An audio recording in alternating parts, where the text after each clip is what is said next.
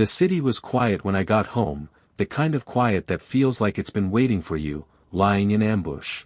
Our penthouse normally hummed with the low background noise of Aurelia's life, muted calls with her Asia office, the faint scent of imported jasmine tea, a playlist of soft instrumental jazz. Tonight, it was still. She was sitting on the sofa, legs crossed, wearing a silk blouse in that deep emerald color she knew worked on her. A glass of wine in her hand, a manila folder on the coffee table. It wasn't the welcome I expected after a 12-hour day. "Daniel," she said evenly, the way she did when she was about to announce quarterly results, not greet her husband. "Hey," I said, shrugging off my coat. "You're home early. I wanted to talk before it gets too late." She gestured at the folder. "I had the lawyers draw this up." I frowned, stepping closer. "The Aurelia I married didn't ask for talks, she gave you her terms and left the silence to do the rest." "What's this?" I asked, though my stomach already knew I wasn't going to like the answer. "It's an offer," she said. 3 million. Clean break. You sign, we go our separate ways. No press, no drama. You keep your dignity, I keep mine." Her tone was calm, like she was negotiating a supplier contract, except I was the supplier. And my product was me. I didn't touch the folder. 3 million to leave you? "Yes," she said without hesitation. "It's generous, Daniel. You'd be free to start over, and I'd be free to." She paused, the faintest flicker of something behind her eyes. "Adrian's back in the city." The name landed like a dropped glass. Adrian Blackwell. Her first love. Her Harvard-educated, venture capital golden boy. The man she described once, with the kind of wistfulness you can't fake, as, the one who got away. My mouth went dry. "So this isn't just about us.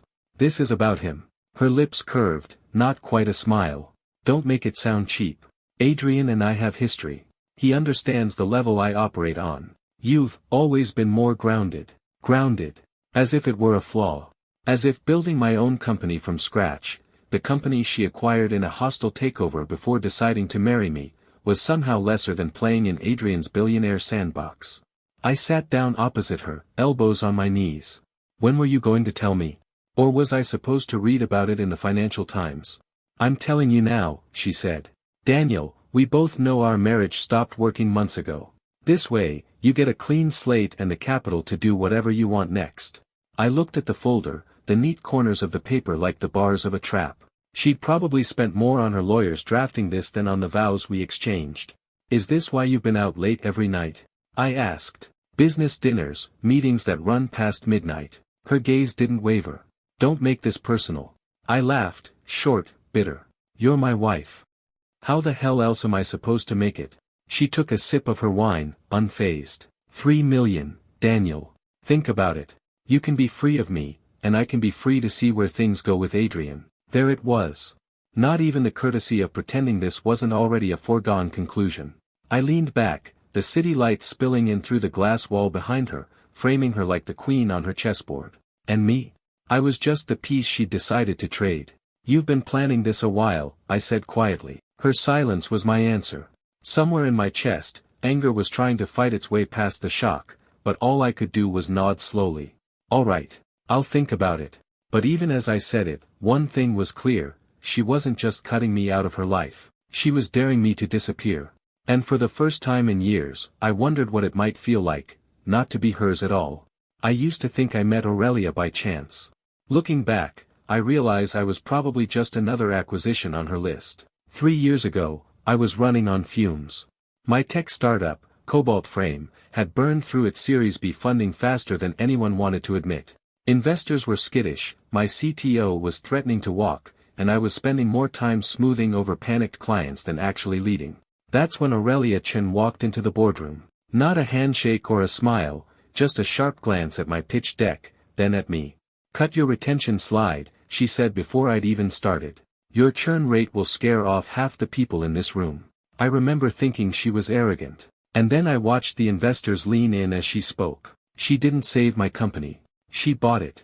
Swallowed it whole, absorbed my team into her global logistics empire, and kept me on as the CEO of my division.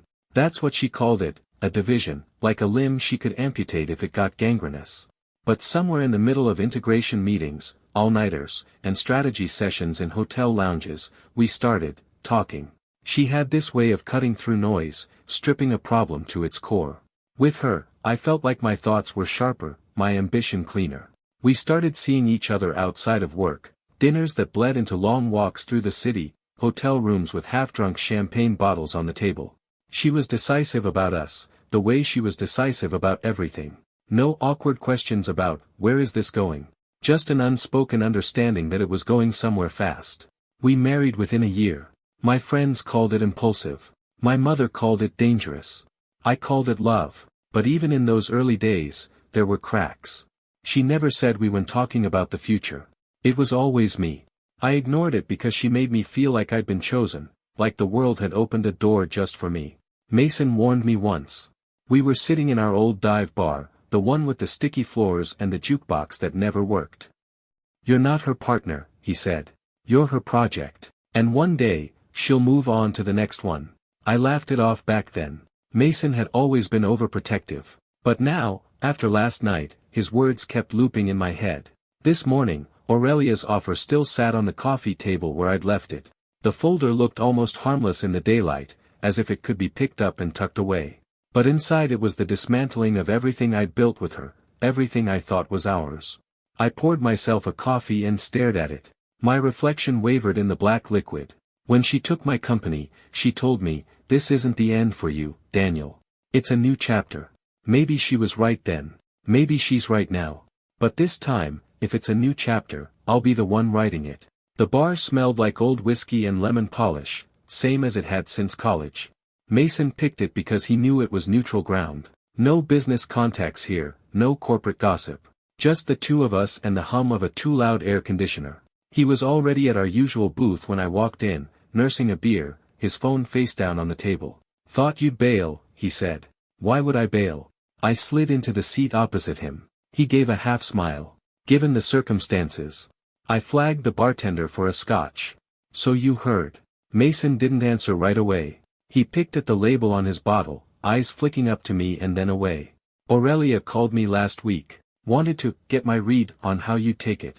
The words landed with more weight than they should have. "She called you before she called me?" "Dan. No, seriously, Mason.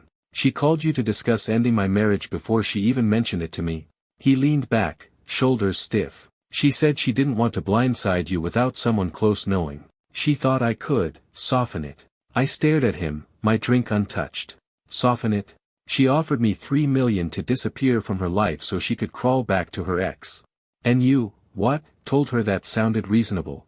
His silence was an answer in itself. "Mason." My voice was quieter now, but it cut sharper.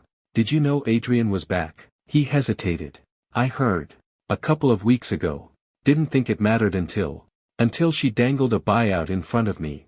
He set his bottle down hard enough to make the table rattle. "You're acting like I betrayed you. Didn't you?" For a moment, he looked like he might argue, but instead, he exhaled through his nose and looked away. "Dan, you and Aurelia were never on the same playing field. You've been trying to keep up with her pace since day one. Maybe it's not worth dying for." That last phrase, "not worth dying for," hit a nerve. I thought of all the nights I'd stayed up working deals for her, all the times I defended her choices even when they cut into my own business. And now, Mason was telling me to walk away like it was the practical thing to do. We finished our drinks in near silence. When we left, he clapped me on the shoulder and said, "Think about the offer. $3 million's a decent parachute." Parachute. As if my marriage was a crashing plane, and the only thing left was to bail before the wreckage hit the ground. As I watched him walk away, the realization settled cold in my gut. Aurelia wasn't the only one I couldn't trust anymore.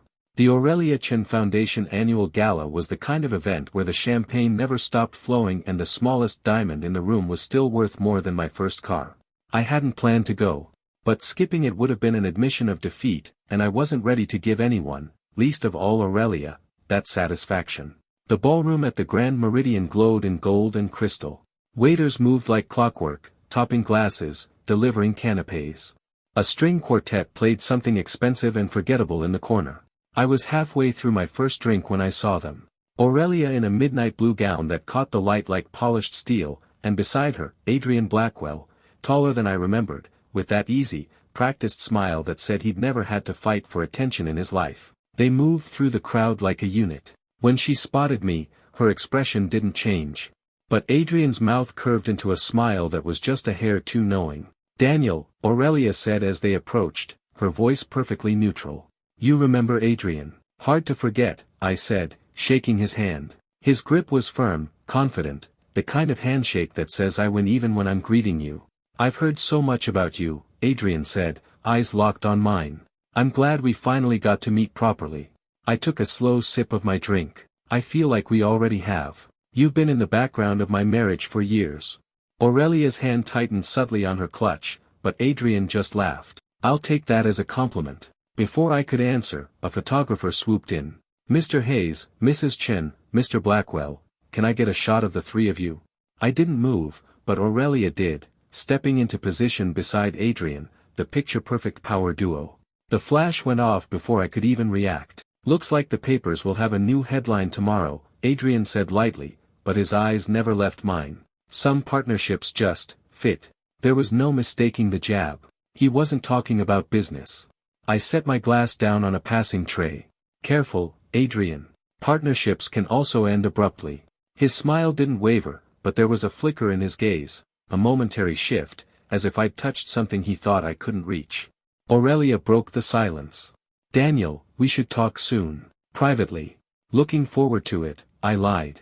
As they drifted away, hand in hand, the string quartet swelled into something dramatic. And for the first time, I realized that whatever game Adrian thought he was playing, I wasn't going to sit on the sidelines and watch him win. The boardroom smelled faintly of leather and ambition.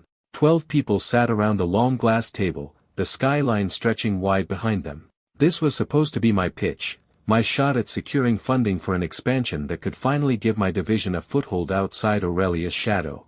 I'd spent weeks refining the deck, market analysis, projected margins, risk mitigation, all airtight. Even Lila had said it was the best work I'd ever done. Aurelia was already seated at the head of the table when I walked in, flanked by 2 of her VPs. And directly across from her, in the chair where the external advisor usually sat, was Adrian Blackwell. He looked perfectly at home, flipping through a printed copy of my presentation like it was light weekend reading. I didn't ask why he was there. Asking would only give him an opening. When the meeting started, I took the floor. I spoke clearly, hitting every key point, moving confidently through the slides. The numbers were solid, the vision ambitious but achievable. For a few minutes, I felt the room leaning in. Then Adrian leaned back in his chair, voice smooth as glass. "Impressive figures, Daniel. But you're basing your expansion model on an assumption that consumer demand will spike in Q3. What's your contingency if that projection fails?" It was a fair question, but the timing, the tone, the faint smile tugging at his mouth, all of it said watch me pull the rug from under you. "I've accounted for that," I said evenly. "If the spike doesn't happen, the plan pivots to. And the pivot cuts your margin in half, doesn't it?" Adrian interrupted, turning to the board as if we were all in on the same private joke. "At that point, we're just bleeding resources into a market that doesn't want us." The VP to my left shifted uncomfortably. Aurelia didn't move. I kept my voice level.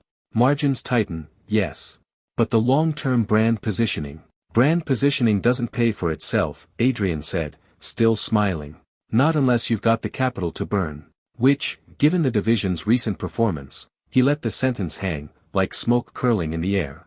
Aurelia finally spoke. "Daniel, perhaps we should revisit this after Adrian has time to run a full analysis." There it was, the execution. Public, clean, and irreversible. The rest of the meeting blurred.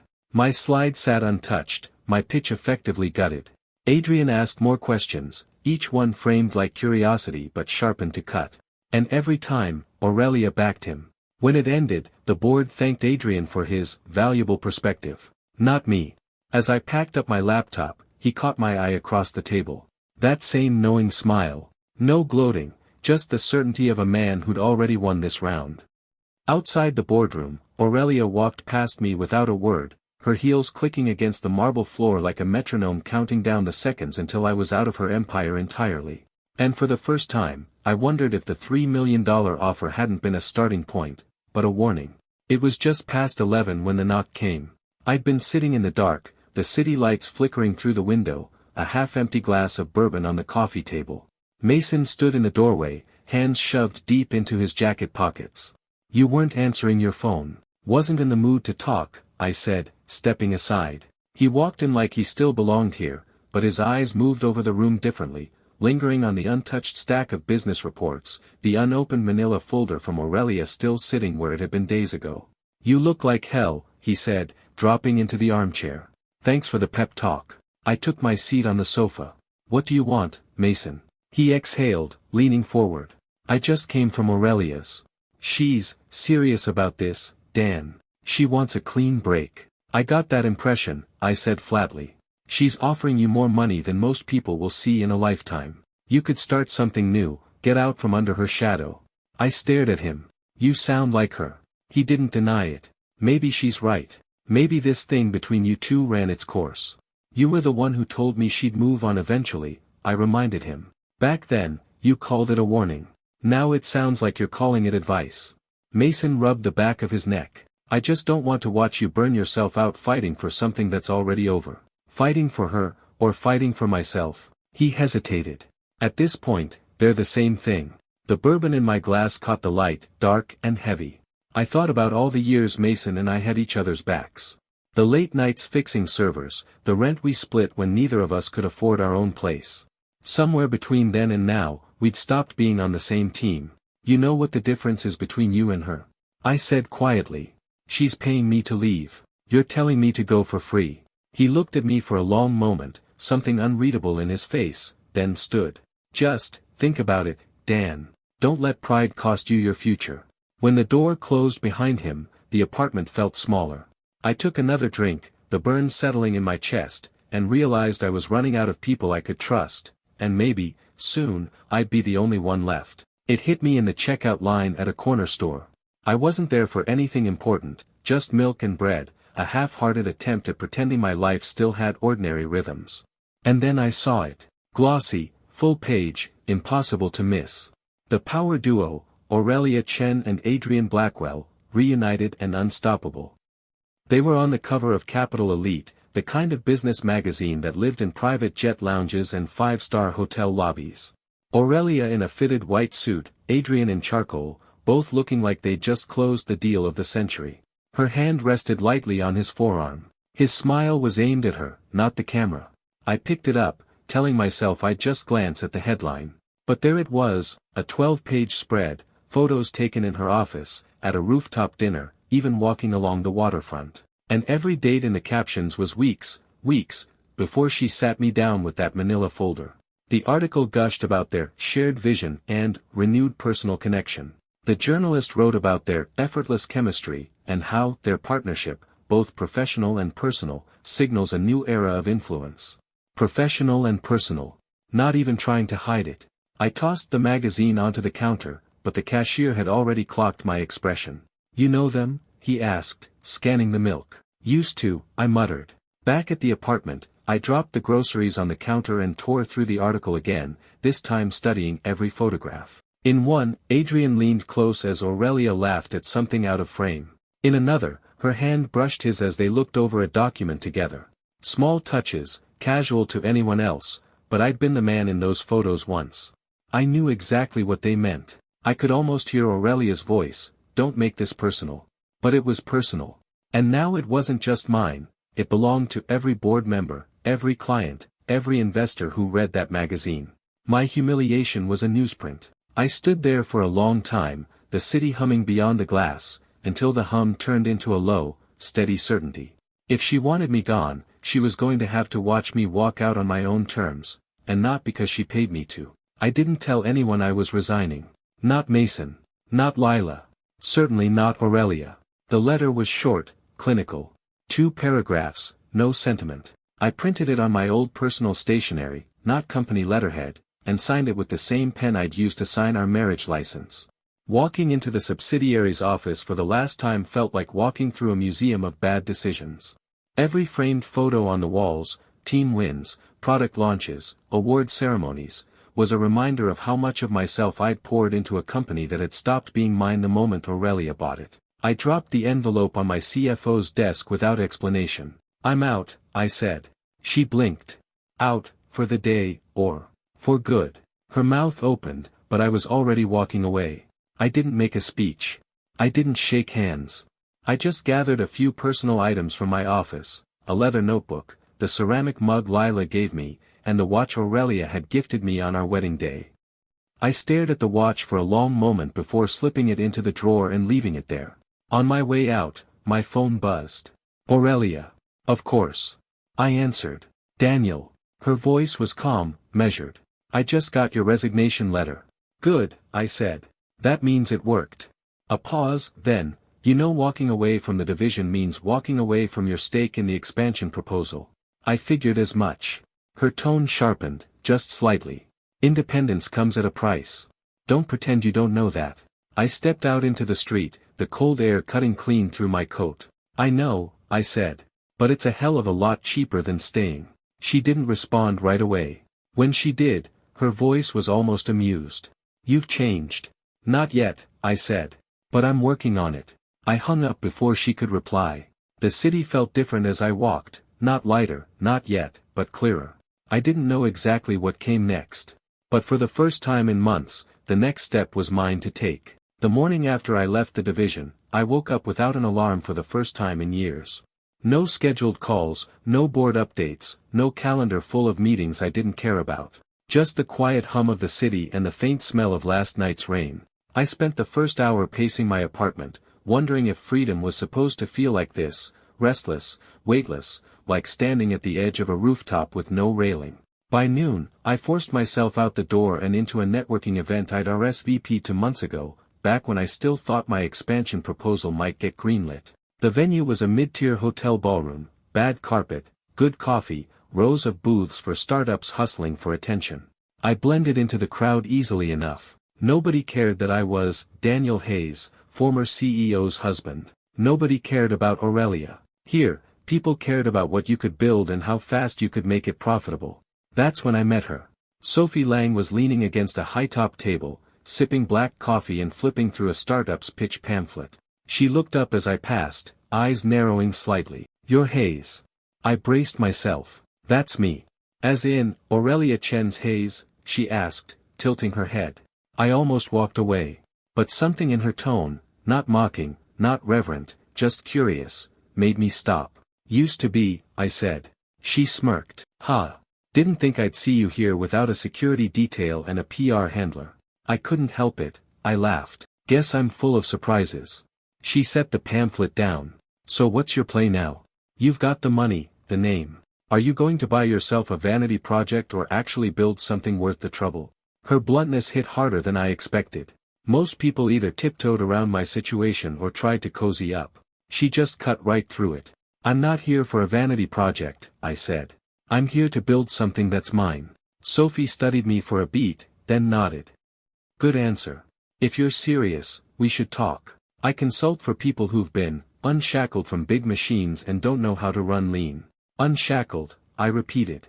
That's one word for it. She smiled faintly. It's the only word that matters, if you do it right. By the time I left the event, I had her card in my pocket and the first real sense of direction I'd felt in weeks. It wasn't a plan, not yet, but it was a lead. And maybe, just maybe, it was the first step toward a version of myself that didn't need Aurelia's orbit to exist. I wasn't planning to go. Charity auctions in this city are just polite battlegrounds for the wealthy, a place to show off influence, cut quiet deals, and pretend it's all for a noble cause. But Sophie insisted. It's not about the art, she'd said. It's about the room. You want investors. This is where you meet them. So I went. The venue was the old Harlington Hall. Marble floors, towering chandeliers, enough gold trim to blind you if you stared too long. Waiters in white gloves glided between guests with champagne, and the air buzzed with low conversation, the kind where fortunes change between sips. Sophie arrived with her usual self-assurance, black dress, minimal jewelry, the kind of presence that drew eyes without demanding them. She slipped her arm through mine like we'd done this 100 times before. You look like you're about to bolt, she murmured. Just calculating how many exit points this place has. Relax. Worst case, you fake a phone call and I'll grab us a cab. It would have been a good plan, if I hadn't seen Aurelia first. She stood at the far end of the room, in a silver gown that caught the light like it was made of liquid. Adrian was beside her, close enough to whisper in her ear. They were both laughing. My stomach tightened. Not the sharp gut punch I used to feel when I saw them, but a slow, measured coil, like my body was reminding me of old reflexes. Sophie followed my gaze. That's her. It wasn't a question. I kept my eyes on the champagne in my hand. Yeah. And him? Adrian Lee. Her first love. Apparently she is forever in love now. Sophie studied them for a moment, then smirked. Interesting. They look like people who think they've already won. The auction started, the room shifting into polite silence as the auctioneer began parading out pieces, sculptures, paintings, assigned first edition or two. Aurelia and Adrian made bids like it was nothing, winning pieces without even glancing at the competition. Halfway through, the item up for bid was a portfolio of urban landscape photographs, gritty, layered shots of the city's forgotten edges. Something about them resonated with me. I raised my hand. 10,000, the auctioneer called. Adrian looked over, amused. 12. I met his eyes. 15.